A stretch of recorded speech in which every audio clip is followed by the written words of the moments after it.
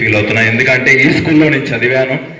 ఈ స్కూల్లో ఇక్కడ వేదిక మీద ఆల్రెడీ మా గురువు గారు ఉన్నారు. శ్రీనివాసులు సార్ కావచ్చు, సత్యకుమార్ సార్ కావచ్చు, రామ్మోహన్ సార్ కావచ్చు, వీళ్ళందరూ కూడా మా గురువులు. నేను 10th క్లాస్ చదివినప్పుడు 2016 బ్యాచ్ ఇక్కడ నేను 10th క్లాస్ చదివాను. నిజంగా ఈరోజు ఇక్కడ మాట్లాడుతున్నానంటే చాలా గర్వంగా ఫీల్ అవుతున్నా. ఫస్ట్ చేయడం వల్ల ఈరోజు నేను ఎంతో గుర్తింపు తెచ్చుకున్నాను అంటే దానికి కారణం ఫస్ట్ పునాది ఏదైనా ఉందంటే వీరపల్లి జెడ్పీ స్కూల్ అని చెప్పి నేను గర్వంగా చెప్తా. ఎందుకంటే ఇక్కడ నుండి స్టార్ట్ అయిన ప్రయాణం ఈరోజు నేను హైదరాబాద్లో ఈరోజు ఉన్నాను, ఒక కార్యక్రమం చేస్తున్నానంటే చాలా గర్వంగా ఫీల్ అవుతున్నా.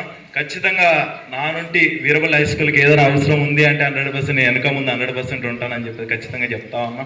అది ఈరోజు కాదు, ఎప్పటికైనా కూడా ఆ మాట నేను నిలబెట్టుకుంటా ఈ రోజుకి. ఎందుకంటే నా పునాది వీరపల్లి ఈడిపల్లి మా సొంతూరు. సో మీ అనివార్య కారణాల వల్ల మా గ్రాండ్ ఫాదర్కి బాలేని ఒకే ఒక కారణం వల్ల నేను వీరపల్లి హై స్కూల్లో చదవడం జరిగింది. లేకుండా నా స్టడీస్ అని హైదరాబాద్లో చేయడం జరిగింది. ఒక 10th క్లాస్ ఒకటే నేను వీరపల్లి హై స్కూల్లో చదివాను. ఆ రోజు మాకు చాలా సపోర్ట్ చేశారు. ఎందుకంటే నేను ఫస్ట్ పరిచయమైన వ్యక్తి సత్యకుమార్ సారే స్కూల్లో. ఈ రోజుకి సార్ గైడెన్స్ చాలా ఉంది. నిజంగా thank you sir, thank you so much.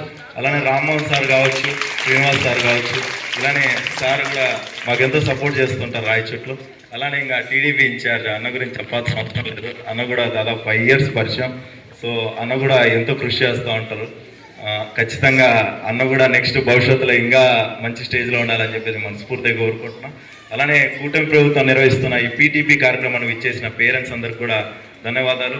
ఎందుకంటే టీడీపీ గవర్నమెంట్ రాగానే ఈ కార్యక్రమం తీసుకోవడం నిజంగా ఇది మంచి ఇనిషియేషన్. ఎందుకంటే ఒకప్పుడు గవర్నమెంట్ ఉన్నప్పుడు పేరెంట్స్ ఎప్పుడు కూడా స్కూల్లోకి వచ్చేవాళ్ళు కాదు. పిల్లలు ఎలా ఉన్నారు ఏంటి తెలుసుకోవడం అనేది ఎవరు చేసేవాళ్ళు కాదు.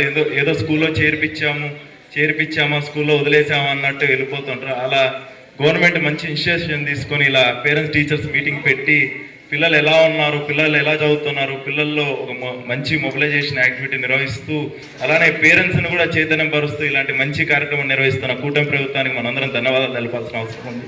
రియలీ ఈ కార్యక్రమాన్ని నన్ను ఆహ్వానించిన దానికి నిజంగా ప్రత్యేకమైన ధన్యవాదాలు తెలుపుతూ ఈ అవకాశం ఇచ్చిన ప్రతి ఒక్కరు థ్యాంక్ యూ సో మచ్.